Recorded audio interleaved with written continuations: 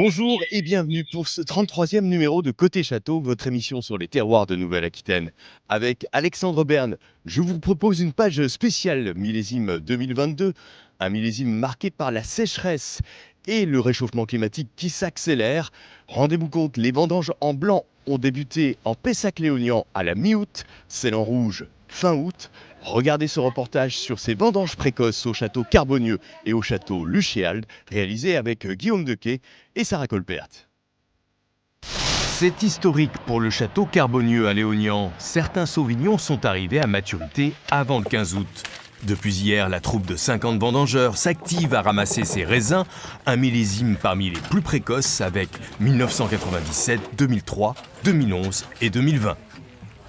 On a été surtout très inquiets liés aux 4 épisodes de canicule que l'on a connus en fait cet été, en se disant la vigne va souffrir, on va connaître en fait du stress hydrique. Et regardez, la vigne est restée quand même très verte. Aujourd'hui, c'est sûr, les baies sont un petit peu plus petites qu'à l'habitude, mais d'un point de vue aromatique, d'un point de vue qualité, plutôt content.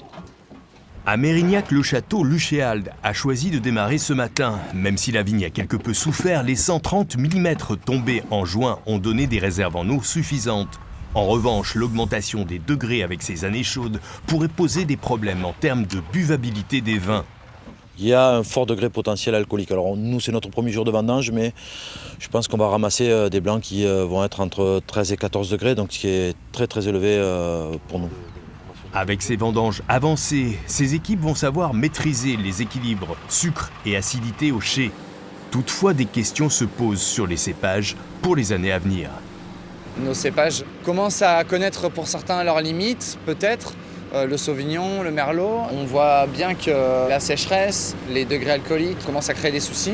On va devoir prendre des mesures, certainement au niveau de la conduite de la vigne, au niveau de l'irrigation. Cette année, l'appellation Pessac-Léognan a eu une dérogation pour pouvoir arroser la vigne. Les vendanges des blancs et des rouges devraient se terminer fin septembre, début octobre.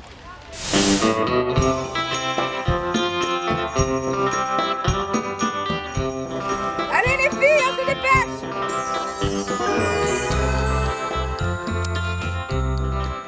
On se retrouve au domaine de Grand Maison à Léognan, où les vendanges en rouge ont démarré ce 2 septembre. Avec nous, François Bouquier, le propriétaire. Bonjour. Alors ces vendanges, on peut dire que c'est véritablement des vendanges historiques. Bien, historique par rapport au démarrage qui est le plus précoce depuis très longtemps.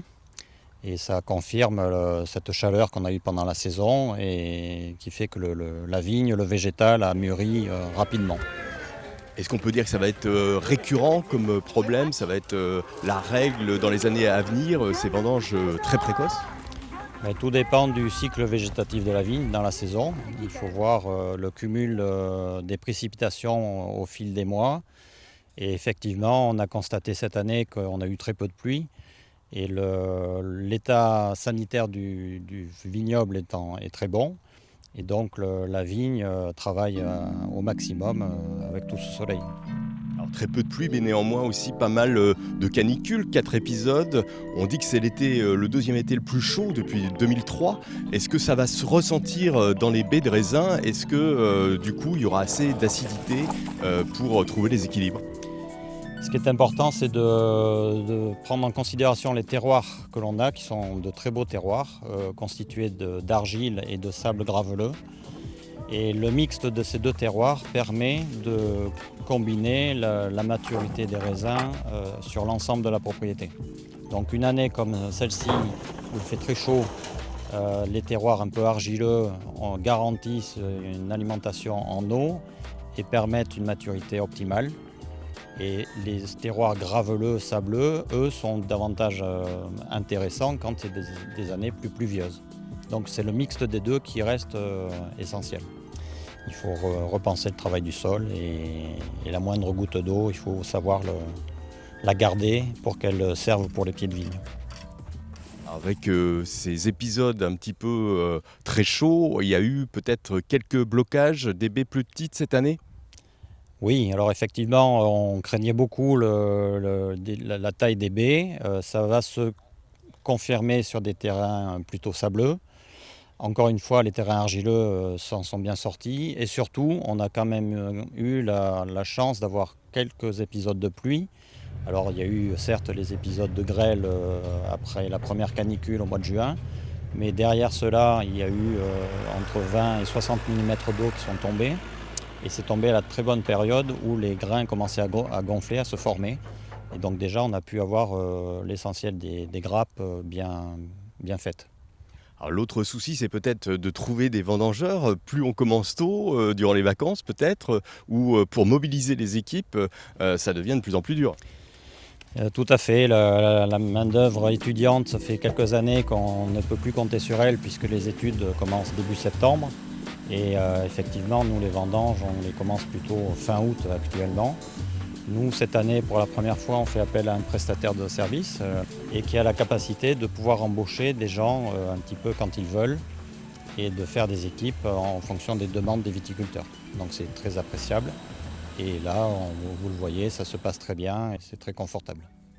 Voilà, et pour mieux faire connaissance avec ces coupeurs, ces porteurs, ces vendangeurs qui sont les petites mains de la vigne, je vous propose de regarder ce reportage réalisé avec Astrid Ferbos et Léo Prévost.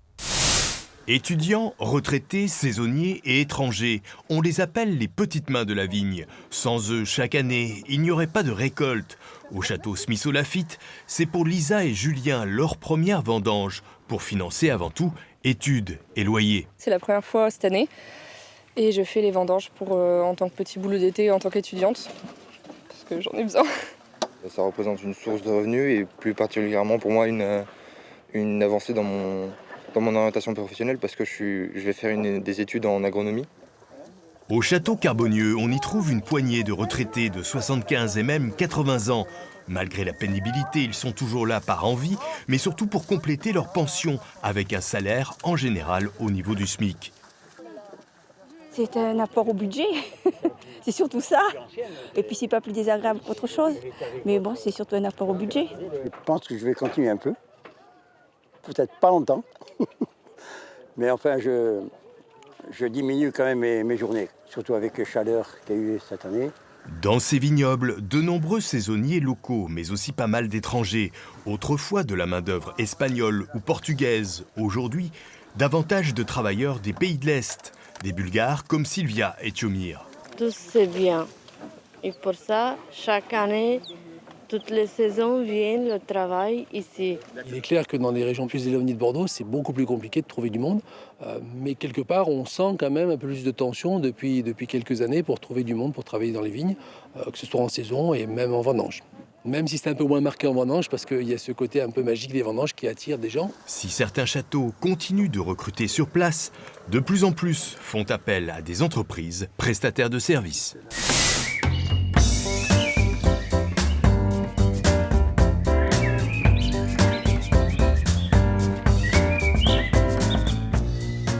En Pessac-Léognan, la récolte des sémillons et des sauvignons est quasiment terminée en ce début septembre. Cette semaine commence celle des merlots. Je vous propose d'en parler tout de suite avec Jacques Lurton, le président de l'appellation.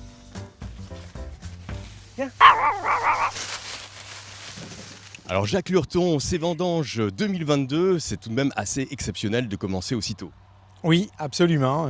Je crois que, à part 2003 et 2020, nous n'avions jamais commencé si précocement.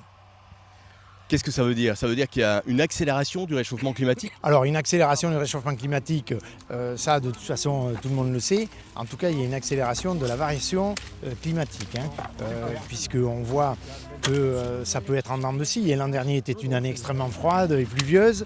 Cette année, une année extrêmement sèche et chaude. Mais en termes de somme de chaleur, on n'avait pas vécu ça depuis 2003.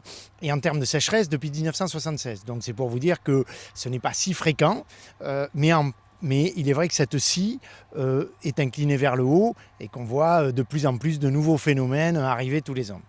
Alors qu'est-ce que ça veut dire pour ce millésime? Il y a davantage de sucre, il y a davantage d'alcool? Alors, il y aura effectivement un peu plus de sucre, donc du coup un petit peu plus d'alcool. Ça, c'est une donnée. Une acidité un petit peu plus faible. Donc, on va faire des vins qui vont être ce qu'on appelle mûrs, c'est-à-dire très ronds, très chaleureux, très souples, qui en même temps vont être certainement à consommer plus précocement. Mais c'est intéressant aussi parce que dit toujours, ces années chaudes, c'est à l'avantage du consommateur. Et est-ce que dans les années à venir, on s'achemine vers un climat davantage californien, faire des vins un peu californiens? Bon, depuis 2 décennies, les vins de Bordeaux n'ont jamais été aussi bons. Tous les ans, presque à peu près, on réussit des années assez exceptionnelles avec des très grands vins. Mais pourquoi très grands? Parce que maintenant, ils sont rentrés en compétition complète avec les vins du Nouveau Monde, avec les mêmes cépages.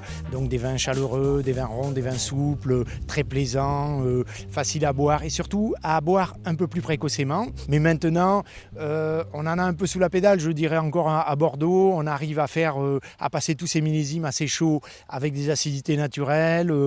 Donc on a des cépages comme le Sémillon en blanc ou le Cabernet Sauvignon en rouge qui ont encore des beaux jours devant eux avant qu'on soit obligé d'intervenir différemment.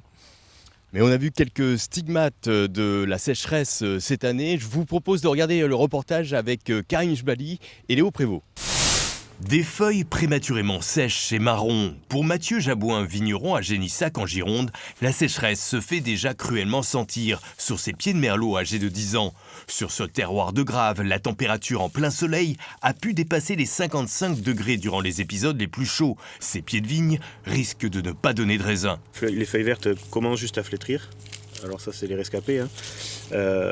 Après, elles deviennent comme ça, elles dessèchent. En fait, la feuille, elle évapore de l'eau que contient la plante.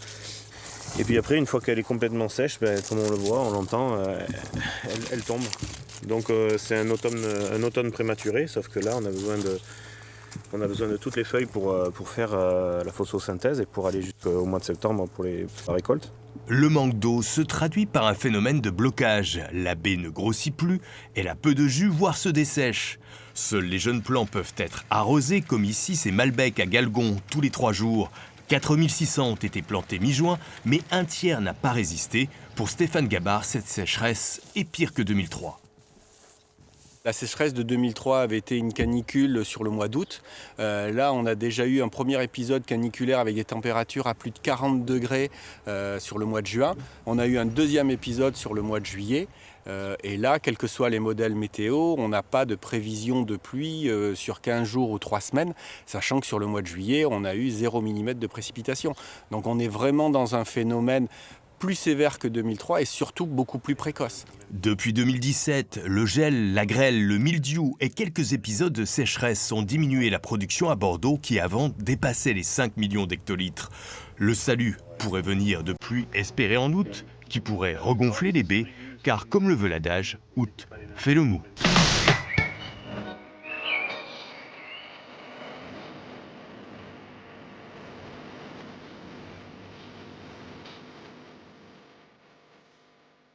Alors Jacques, on se retrouve ici dans le chai à barrique de Blanc. La fermentation a déjà commencé.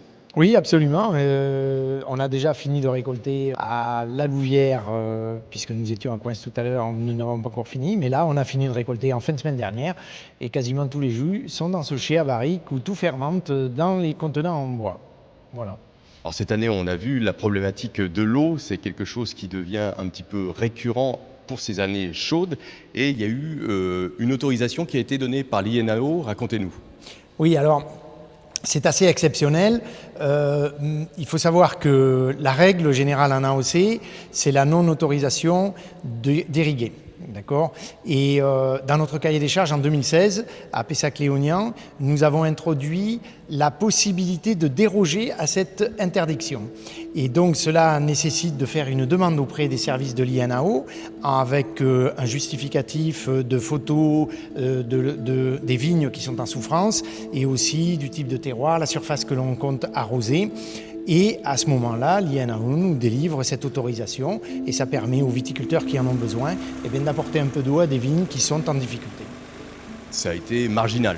Oui, ça représente moins de 2% de la surface totale de l'appellation, mais ça concerne des vignes qui sont d'un âge inférieur à 10 ans, on va dire, qui sont pas encore bien établies dans le sol, ou des sols un peu plus compliqués, mais en tout cas, c'est marginal, mais ça a permis quand même, malgré tout, à ces vignes qui en avaient vraiment besoin, de pouvoir tenir à peu près jusqu'à maintenant, jusqu'aux pluies qu'on a eues en fait le 16 août. En revanche, c'est le cas à l'étranger. notamment en Californie, on peut arroser la vigne. Ah oui, absolument. Moi, personnellement, qui ai fait quasiment toute ma carrière dans le Nouveau Monde, je peux en parler très aisément parce que j'ai énormément pratiqué l'irrigation dans des régions du monde comme l'Argentine, par exemple, où il ne tombe pas une goutte d'eau l'été, où tout tombe l'hiver, ou l'Australie, où j'ai mon propre vignoble, où nous irriguons aussi. L'irrigation, ce n'est pas du tout contraire à la qualité. Au contraire, je dirais même plus, c'est extrêmement bénéfique parce que vous apportez l'eau à la vigne au moment opportun, où elle en a besoin. Alors que les pluies, c'est aléatoire et peut-être qu'elles ne viendront pas au bon moment. Comme cette année, elles ne sont pas toujours venues au moment le plus opportun. Et là, nous avons pratiqué de l'arrosage, comme nous pratiquons l'arrosage sur les plantes dans son jardin. Voilà, on a apporté de façon très ponctuelle un peu d'eau à la vigne pour lui permettre de tenir au moins jusqu'à ces périodes fraîches que l'on vient de retrouver. Alors vous parliez aussi de la problématique de cette chaleur, de ces feux de forêt qu'on a pu connaître en Gironde, qui ont été dantesques. Vous-même, en Australie, vous avez pu connaître ça ?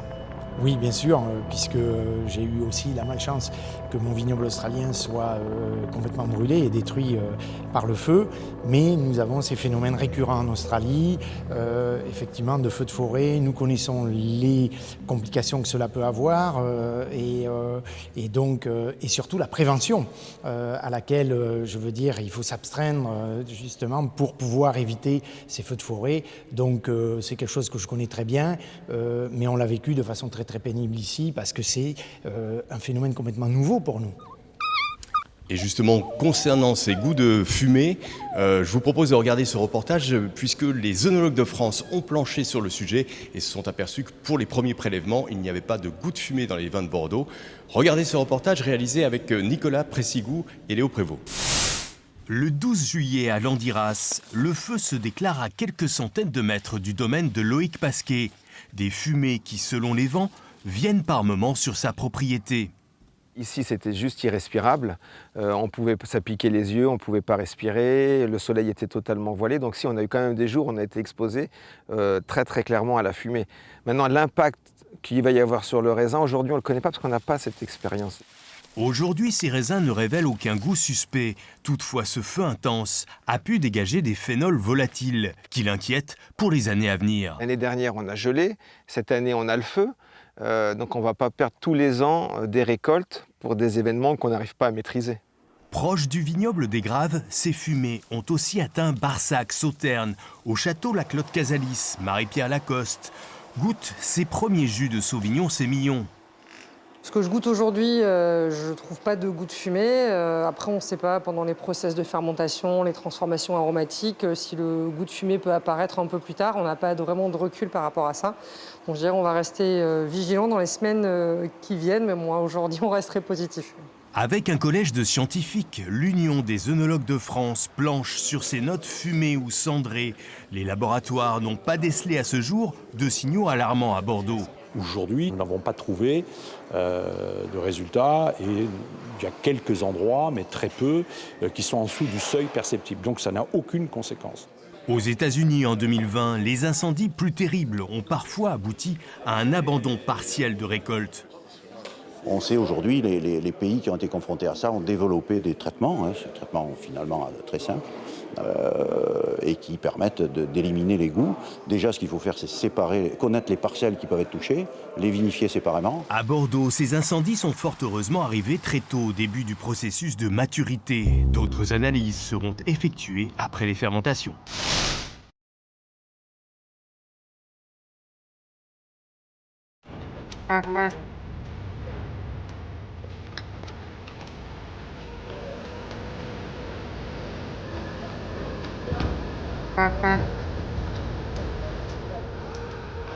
On se retrouve au château Trollon-Mondo avec Thomas Duclos, non pas parce que ça rime, mais parce que c'est l'œnologue du château de ce premier cru classé, grand cru classé de Saint-Émilion. Thomas, vous avez pris une décision, c'était de déclencher très rapidement les vendanges. Pourquoi ?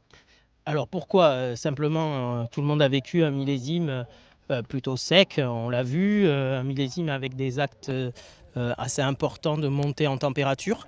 Et on a la chance à Trollon-Mondo d'avoir un terroir qui réagit plutôt très bien à ces conditions-là, puisque les terroirs de Trollon-Mondo se caractérisent par la présence d'argile et sur une partie de calcaire. Et les argiles ont cette capacité à garder l'eau et restituer l'eau petit à petit. Et donc le vignoble a fonctionné de façon normale malgré le manque de pluie et malgré des gros coups de chaud. Et il faut garder de l'acidité. Exactement. Les vins de Saint-Émilion et du plateau de Saint-Émilion, et en particulier de Trollon-Mondo, se caractérisent par des vins équilibrés, deuxièmement avec une certaine puissance tannique, mais pour que tout ça aille ensemble, il faut effectivement de l'acidité. La recherche de l'équilibre, c'est important dans les vins. C'est la priorité. C'est-à-dire que même avec des vins qui vont monter en degré d'alcool plus tard, on peut le voir aussi sur le vignoble californien, on peut avoir des vins qui restent malgré tout digestes, buvables. Complètement. En fait, le but dans cette quête d'avoir un vin qui a le goût de l'endroit où il est, c'est vraiment cette notion d'équilibre et le fait qu'on vient contrebalancer éventuellement de l'alcool par une aromatique fraîche et de l'acidité. Alors l'acidité, c'est un peu réducteur parce que l'aromatique est très importante. Il ne faut pas cramer le fruit, puisque le fruit cramé vous amène dans la confiture et amène votre cerveau dans des choses lourdes. Quand vous gardez de la fraîcheur aromatique, votre cerveau il va dans un monde plutôt frais qui vient contrebalancer l'alcool, et même on ne parle même plus de contrebalancer parce qu'on n'en parle même plus. Votre cerveau ne fonctionne pas pour aller chercher cet alcool-là. Il est frais, il est dans un monde frais, digeste, équilibré. À consommer avec modération tout de même. Toujours. Bon, vous parliez de goût, on a parlé des goûts de fumée, vous avez assisté au colloque, qu'est-ce que vous en pensez vous ? Tempête dans un verre d'eau. Je pense que beaucoup de monde s'est agité par méconnaissance, un peu aussi par buzz, j'ai l'impression. Effectivement, c'est des choses qu'on connaît dans d'autres régions, mais le cas de la région bordelaise est complètement différent de ce qui a pu être vécu à Napa ou au Canada ou en Australie, où les feux étaient vraiment très très proches du vignoble. Ici, la majorité des vignobles étaient à plusieurs dizaines de kilomètres. Pour moi, si on doit parler de goût de fumée cette année, il faudra qu'on arrête les barbecues.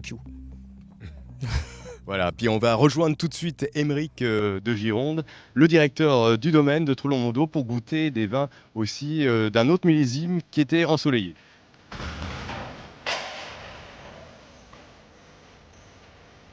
Ce chai, c'est le nouveau chai de Trollon-Mondo, un véritable petit bijou. Exactement, et surtout nous l'avons attendu pendant 4 ans. C'était 4 ans de réflexion, de travaux, de discussions, d'échanges, parfois de petites bagarres internes. Mais ça y est, il est en service depuis le millésime 2021. Donc c'est notre deuxième millésime ici à l'intérieur de ce chai, qui a été dessiné pour nous permettre de nous emmener à un autre niveau et nous permettre d'exploiter notre terroir exactement comme on le souhaite. C'est une précision en ce moment justement importante avec cette chaleur. Forcément, avec la palette des terroirs de Trollon, les différentes expositions, les différentes altitudes, ça nous permet de retrouver toutes les identités, d'avoir toutes les couleurs pour faire le tableau le plus complexe possible, mais aussi le plus unique dans l'idée de ce qu'est Trollon-Mondo. Allez, on va goûter. Voilà. Donc aujourd'hui, nous avons 42 cuves. Donc on va goûter la première parcelle qui a été récoltée cette année. On l'appelle le chai Est. On a récolté cette année, on n'a pas hésité, on l'a goûté et dès le lendemain, on a dit ça y est, il faut absolument y aller, il ne faut pas perdre cette fraîcheur, cette précision qu'on a trouvée dans les raisins. Première phase chez nous, c'est ce qu'on appelle une macération à froid, c'est-à-dire que la vinification n'a pas commencé, d'accord, la macération, et on fait juste, on laisse les raisins dans un univers à 3,5 degrés. Ça permet un premier échange, première extraction, mais tout en douceur. Voilà, il n'y a pas d'alcool.